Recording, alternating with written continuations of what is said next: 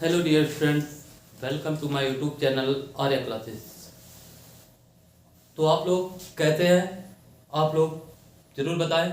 I hope कि आप लोग एकदम स्वस्थ और मस्त होंगे और इस समय अपने बोर्ड पेपर की तैयारी में लगे हुए हैं। आइए उसी कैटेगरी में हम आपके लिए एक टॉपिक लेकर के आते हैं, नरेशन, जो ये क्लास 10th और 12th के बच्चों के लिए मोस्ट इंपॉर्टेंट होता है, जो हर एग्जाम में इससे आपका एक या दो क्वेश्चन आते हैं। देखेंगे नरेशन।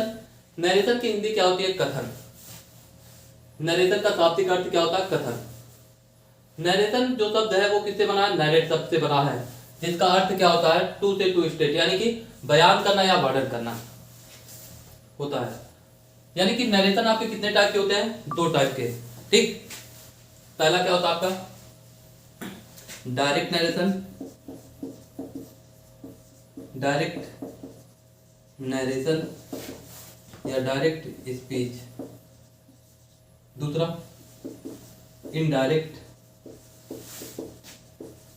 इनडायरेक्ट नरेशन या स्पीच। ठीक, कोई आपसे नरेशन कहे या स्पीच कहे, आप वहां कंफ्यूज नहीं होंगे, क्योंकि मैक्सिमम बच्चे क्या कहते हैं? आज हम डायरेक्ट नरेशन पढ़ेंगे, बहुत से बच्चे क्या कहते हैं? डायरेक्ट स्पीच या डायरेक्ट नरेशन। अब हम देखेंगे डायरेक्ट नरेशन आपका क्या होता है। डायरेक्ट नरेशन यानी कि जैसे किसी चीज को आप बोले, यानी कि जैसे आप किसी से बोले, यानी कि आप सेकंड पर्सन वाले व्यक्ति से बोले कि कुछ भी चीज आप बोले, वो जाकर के किसी से वो बात डायरेक्टली क्या कर दिया? रिपीट कर दिया। यानी कि जब दो लोगों के सामने बात होगी तो वो क्या कहलाएगा? आपका डायरेक्ट नरेशन। जब वो बात तीसरे की बात पास जाएगी तो वो आपका क्या कहलाएगा? Indirect narration. अब देखेंगे डायरेक्ट नरेशन यानी कि वक्ता की कही हुई बातों को ज्यों का त्यों दोहरा दे, वो आपका क्या कहलाता है? Direct narration. यानी कि वक्ता की, यानी कि जो स्पीकर होता है आपका, स्पीकर की कही हुई बातों को ज्यों का त्यों दोहरा दे, डायरेक्ट नरेशन कहलाता है। नरेशन या स्पीच कहलाता है ना।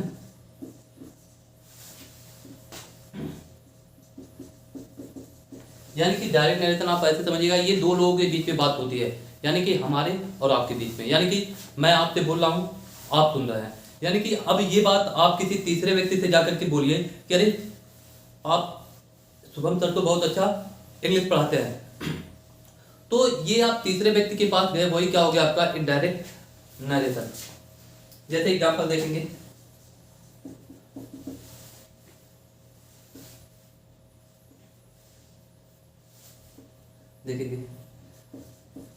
he said, comma to comma, I help you। ठीक, इनडायरेक्ट नरेशन एक तरीके से चुगली करना। जैसे आप कोई बात बोले, जो आपका मित्र है वो जाकर के किसी तीसरे व्यक्ति से इस तरीके से बात कहेगा कि वो आपके बीच में लड़ाई करवा देगा, तो ये होता आपका इनडायरेक्ट नरेशन। वक्ता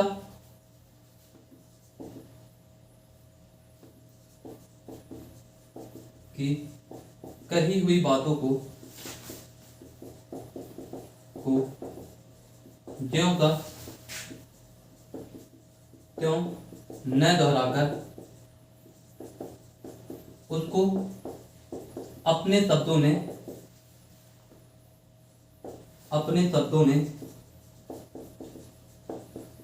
दोहराना या बताना आपका क्या कहलाता है? इनडायरेक्ट नरेशन कहलाता है।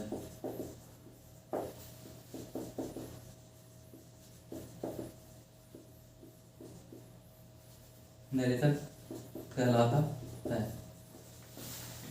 जैसे ही सेड, तो आपका हो जाएगा ही सेड।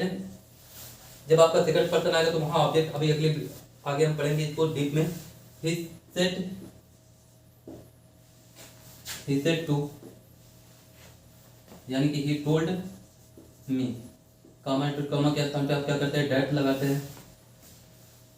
आई आपका फर्स्ट पर्सन है, वो सब्जेक्ट के रिगार्डिंग बदलेगा आई। आई प्रेजेंट इंडिफिनिट कहाँ जाएगा आपका, past indefinite. I helped you आपका बदल जाएगा मी से। ठीक, तो ये हो गया आपका डायरेक्ट नरेशन और इनडायरेक्ट नरेशन। अब देखिए कि हमारा डायरेक्ट नरेशन जो है उसके आपके दो पार्ट होते हैं।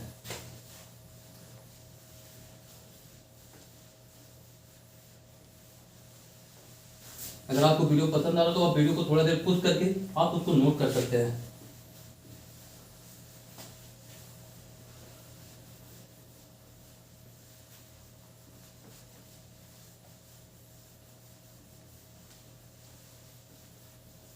ठीक, देखेंगे अब हमारा डायरेक्ट नरेशन।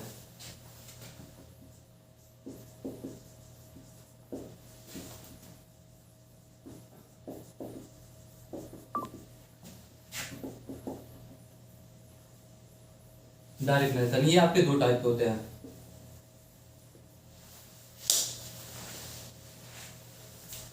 एक आपका रिपोर्टिंग वर्क, पहला आपका रिपोर्टिंग वर्क या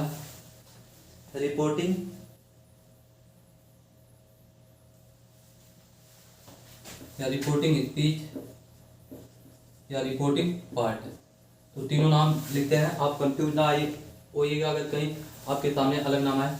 दूसरा क्या होता है, रिपोर्टेड स्पीच।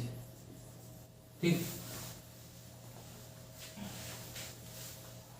अब देखेंगे डायरेक्ट नरेशन आपका दो टाइप का होता है, पहला रिपोर्टिंग वर्क, दूसरा रिपोर्टेड स्पीच। रिपोर्टिंग वर्क क्या होता है, यानी कि जैसे मैं कोई सेंटेंस लिखूं, he said to me, comma to comma, I am waiting you। ठीक, डायरेक्ट नरेशन यानी कि कामा इंटरप्रेट कामा के बाहर का भाग।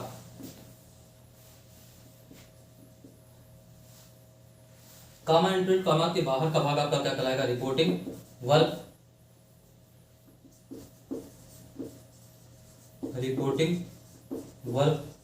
और अंदर का भाग आपका क्या कहलाएगा, रिपोर्टेड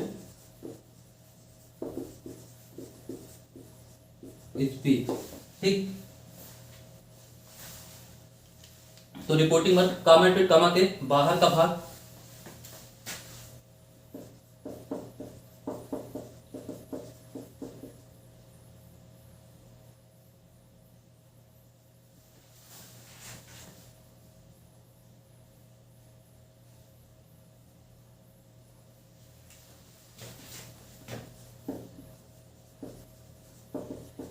कॉमा के बाहर का भाग। बाहर का भाग आपका क्या कहलाता है, रिपोर्टिंग वर्क या रिपोर्टिंग पार्ट। और इन्वर्टेड कामा इंटरप्रेट कामा के अंदर का भाग,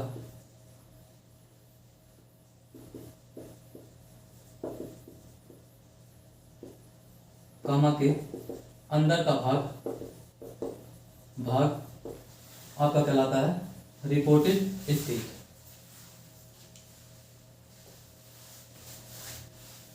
अब देखेंगे हमारा डायरेक्ट से इनडायरेक्ट बदलने के नियम।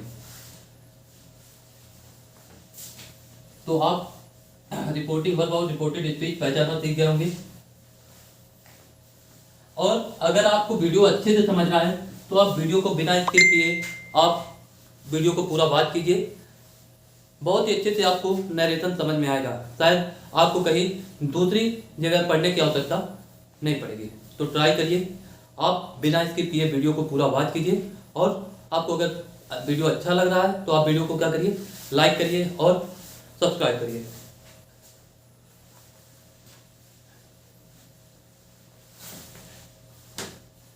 पहला देखेंगे डायरेक्ट से इनडायरेक्ट बनाने के नियम। इनडायरेक्ट बनाने के नियम।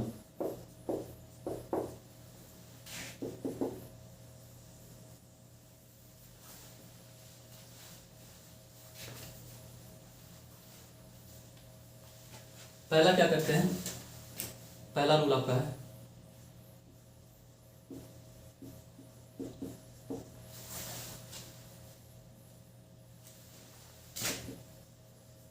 इन्वर्टेड कामा इन्वर्टेड कामा को हटा देते हैं, हटा देते हैं।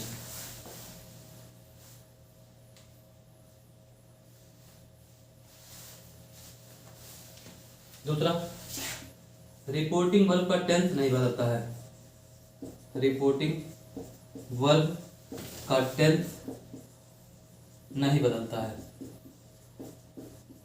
बदलता है यानी कि रिपोर्टिंग वर्ब आपका क्या होता है, बाहर वाला भाग जो होता है वो उसका टेंस आपका नहीं बदलेगा।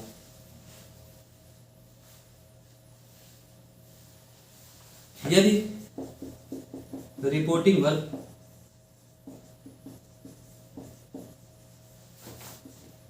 से, सेज, सेड के बाद ऑब्जेक्ट आया हो तो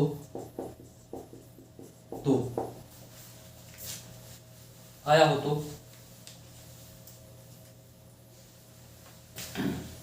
आया हो तो इनडायरेक्ट बनाते समय हमें से टू, सेज टू या सेड टू को टेल, टेल्स या टोल्ड में बदल देते हैं, टोल्ड में बदल देते हैं, ठीक। और यदि से, सेज, सेड के बाद कोई ऑब्जेक्ट न आया हो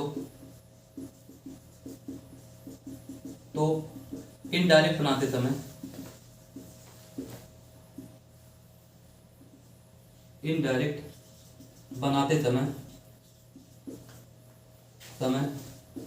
से, सेज, सेड में कोई परिवर्तन नहीं करते हैं, नहीं करते हैं।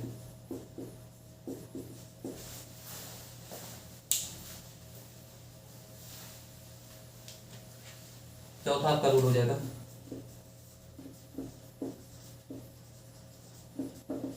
रिपोर्टिंग वर्ब के बाद उचित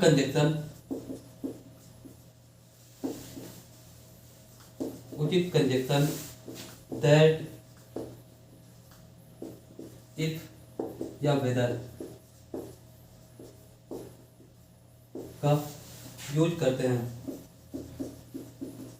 ठीक। और पांचवा रूल है, इसमें तीन चीजें हमेशा परिवर्तित होती है, कोई भी हो इसमें तीन चीजें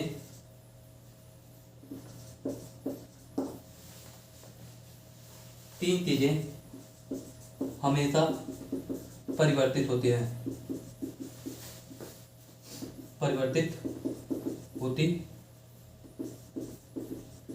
पहला आपका है चेंज ऑफ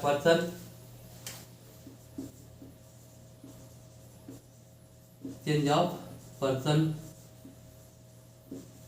दूसरा change of other part of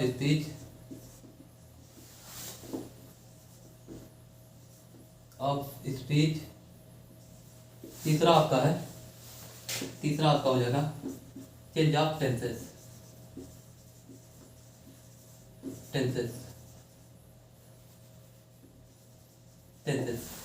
यानी कि डायरेक्ट से इनडायरेक्ट बनाते समय आपका कुछ भी बदले या ना बदले, लेकिन आपका चेंज ऑफ पर्सन आपके हमेशा चेंज होंगे, change of other part of speech ये भी हमेशा आपके चेंज होंगे, और चेंज ऑफ टेंसेस ये भी आपके चेंज होंगे।